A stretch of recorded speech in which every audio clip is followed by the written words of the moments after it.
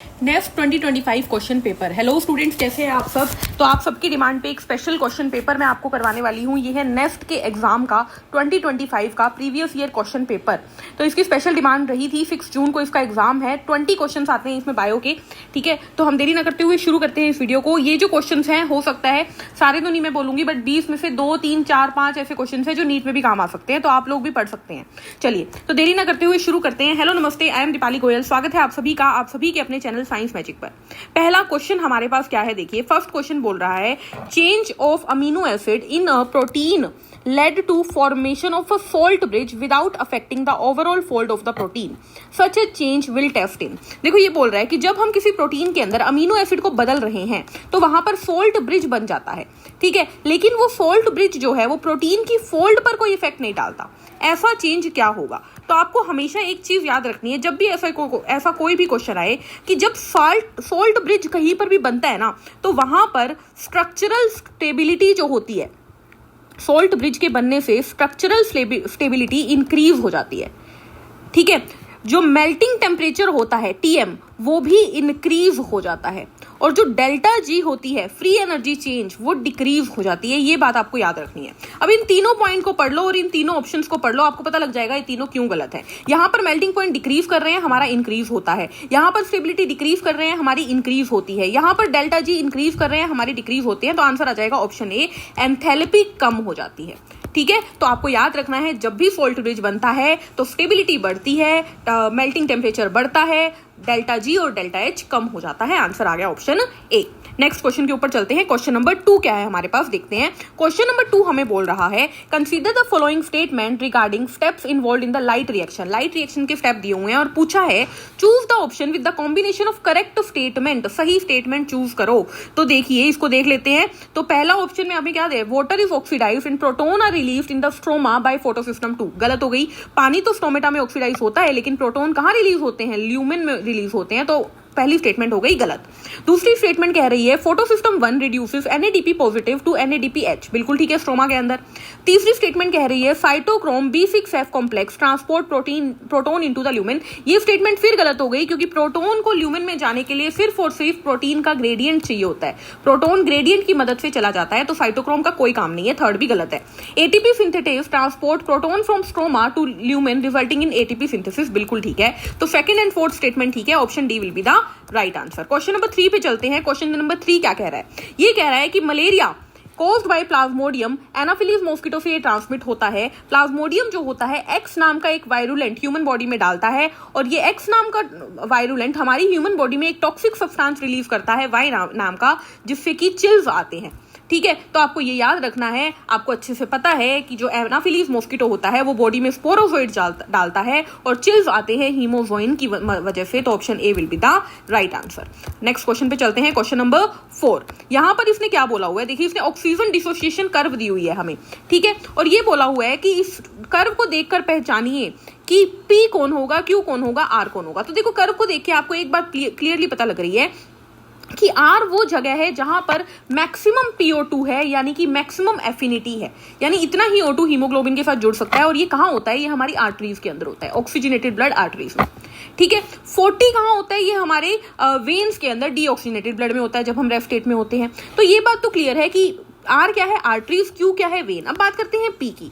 P क्या है, PO2 यहां पर कम है, और PO2 कम कब होता है, जब सारी ऑक्सीजन जो है वो टिश्यू कंज्यूम कर ले। और ऐसा कब होगा कि टिश्यू ने सारी ऑक्सीजन ले ली, जब हम एक्सरसाइज कर रहे होंगे।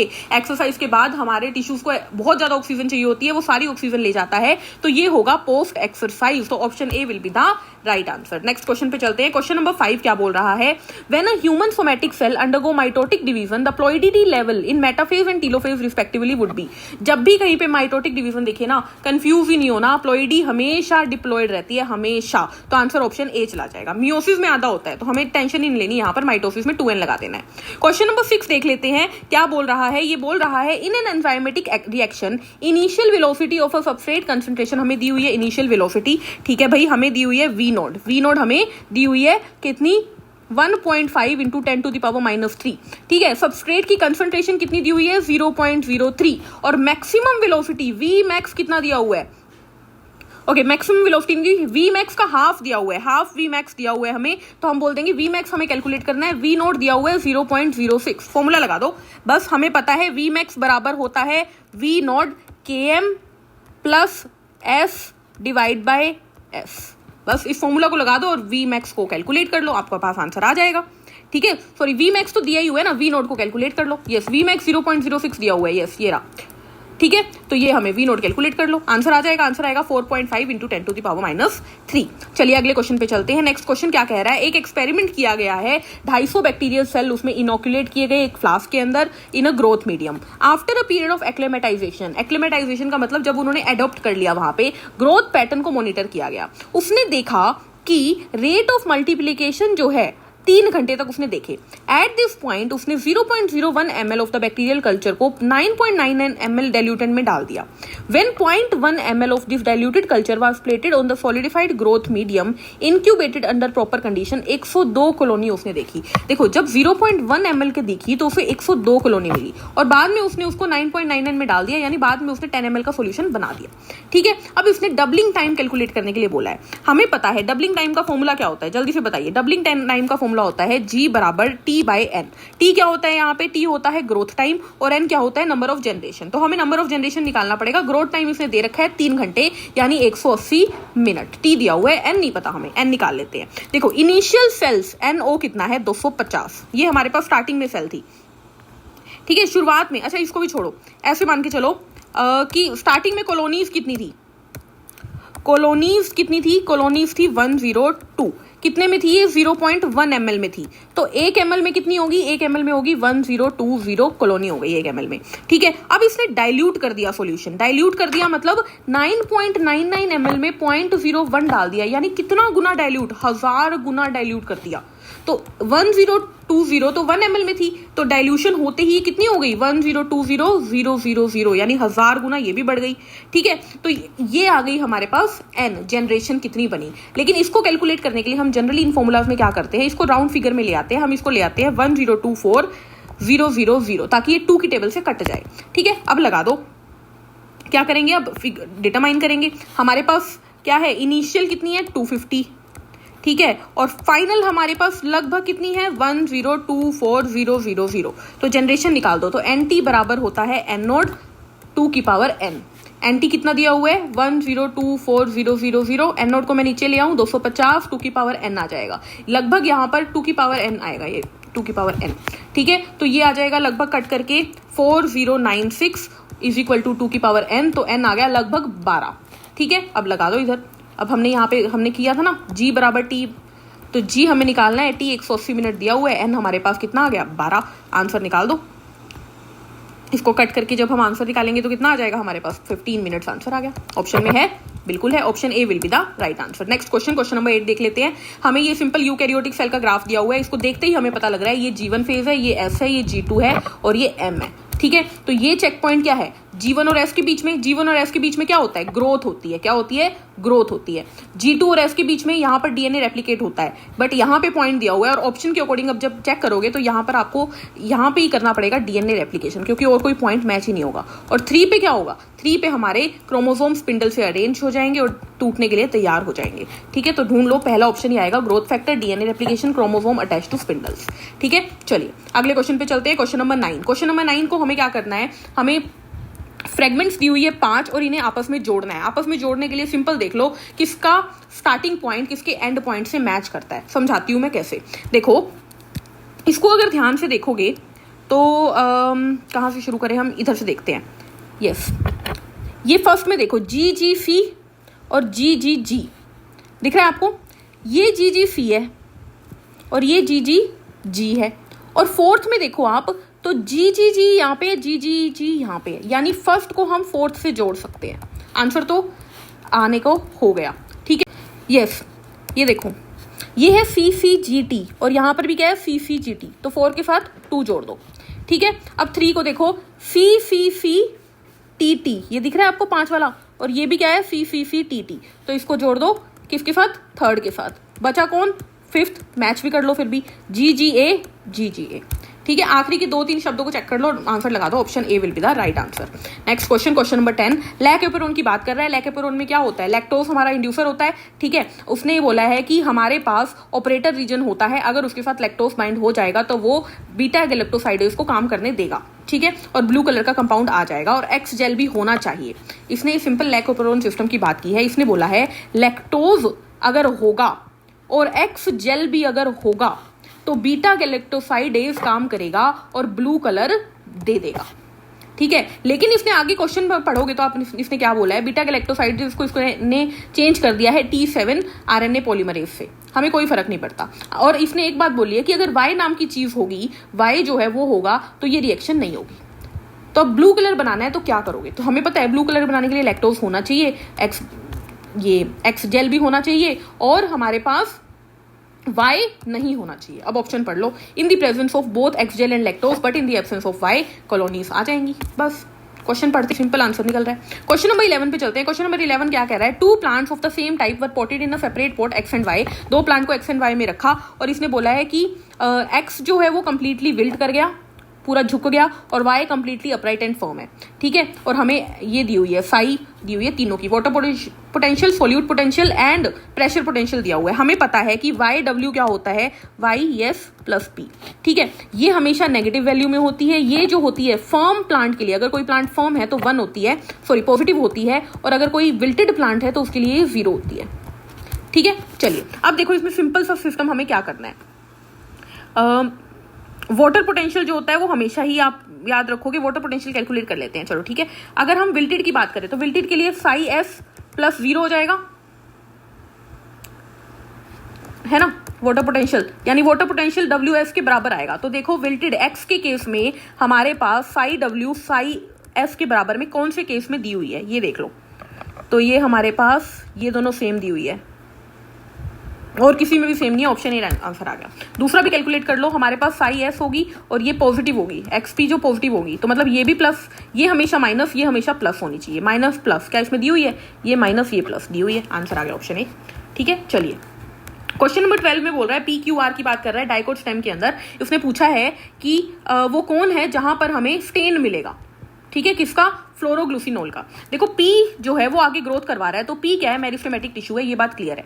अब अंदर की तरफ Q ग्रो कर रहा है, अंदर की तरफ Q ग्रोथ कर रहा है और बाहर की तरफ R, तो Q क्या होगा, सेकेंडरी फ्लोएम, और R क्या होगा, सेकेंडरी जाइलम, और Q क्या होगा, सेकेंडरी फ्लोएम, और R क्या होगा, सेकेंडरी जाइलम। सेकेंडरी जाइलम में तो क्या होता है, लिग्निन की डिपोजिशन होती है।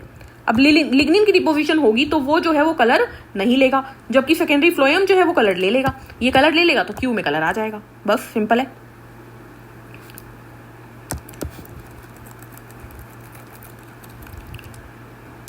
तो ये क्या है, ये मेरिस्टेमेटिक टिश्यू है, ये क्लियर है। अब अगर ये मेरिस्टेमेटिक टिश्यू है तो ये अंदर की तरफ भी ग्रोथ करवा रहा है, बाहर की तरफ भी ग्रोथ करवा रहा है। और डाइकोट के अंदर की तरफ ग्रो कौन करता है, सेकेंडरी जाइलम ग्रो करता है, और बाहर की तरफ कौन ग्रो करता है, सेकेंडरी फ्लोएम करता है।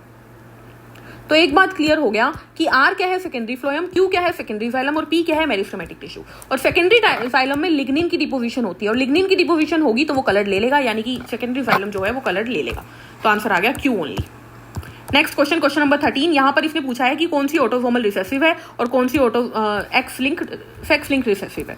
तो देखो सेक्स लिंक रिसेसिव और ऑटोसोमल को देखने का सिंपल सा तरीका है। अगर ये देखो, ये जो ट्रेट है ये लड़के में भी जा रहा है, लड़के में जा रहा है, तो ये सेक्स लिंक्ड है, ये दोनों में जा रहा है, ये ऑटोसोमल है, ये दोनों में जा रहा है, लड़का लड़की, ये ऑटोसोमल है, और ये सिर्फ एक सेक्स में जा रहा है, तो ये भी सेक्स लिंक्ड है। तो एक बात तो क्लियर है कि ऑटोसोमल या तो 2 हो सकता है या 3 हो सकता है, और सेक्स लिंक 1 या 4।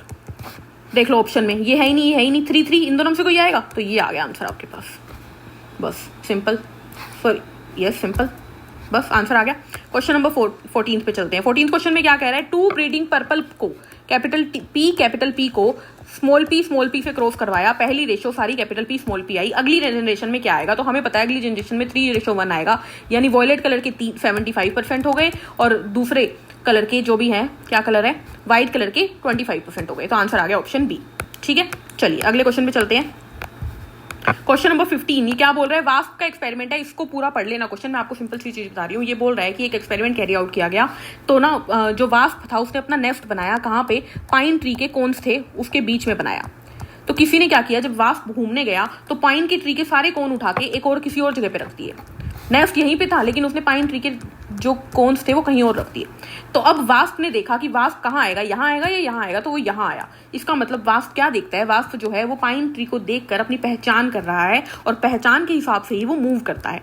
और इसी को बोलेंगे क्या, the wasp look for the nest entrance at the centre of pine cones. Pine cones के बीच में आ जाएगा वो, जहां पर भी पाइन कोन रख दोगे वो वहीं पर आ जाएगा, उसको मतलब नहीं उसने कहाँ ग्रो की थी।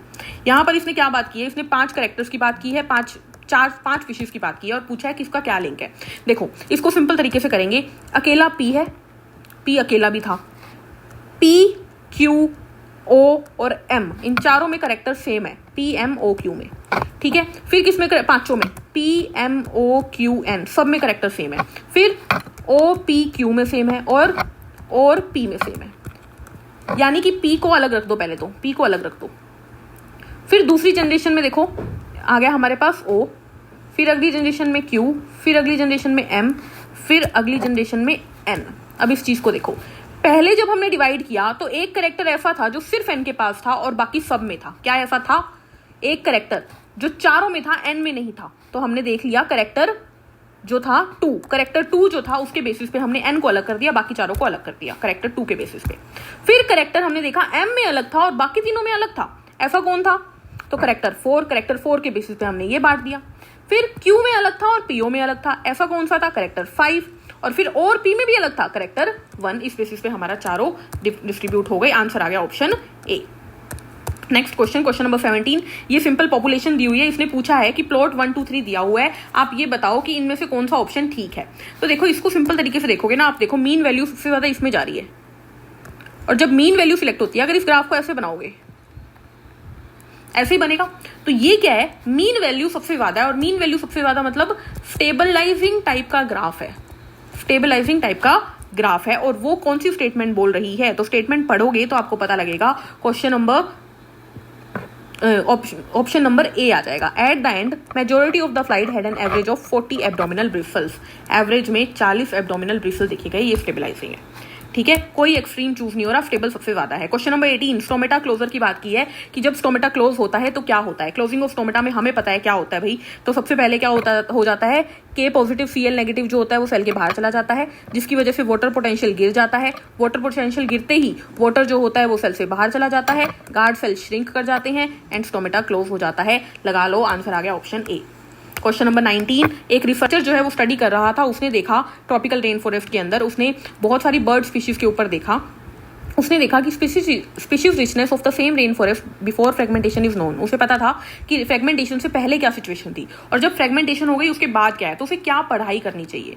तो देखो ऐसा रिसर्चर जिसको एक एक चीज को जानना है, तो वो ये देखेगा कि अगर कोई एक बड़ा पेज था जहां पे बहुत सारी बर्ड्स थी और उस पैच के बहुत सारे हिस्से हो गए, धीरे धीरे बर्ड्स बहुत जगहों पे चली गई, तो उसे हर एरिया की स्टडी करनी पड़ेगी। अगर बर्ड्स की उसे पूरी नॉलेज चाहिए तो उसे क्या करना चाहिए, multiple patches of varying sizes में उसको कंपेयर करना चाहिए, ठीक है। चलिए क्वेश्चन नंबर 20, लास्ट क्वेश्चन हमारा क्या है, लास्ट क्वेश्चन हमें बोल रहा है कि a particular herbivore species x, एक एक्स नाम की स्पीशीज की वो स्टडी कर रहा था जो कि श्रीलंका में भी मिलती थी और इंडियन मेनलैंड में भी मिलती थी।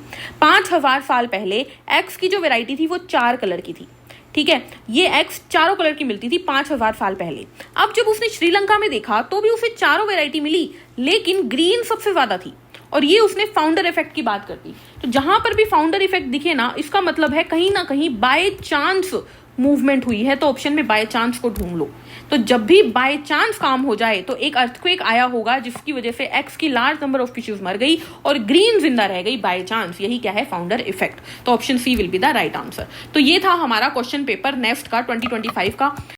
अब मिलते हैं नेक्स्ट वीडियो में। Take care, thank you, bye bye.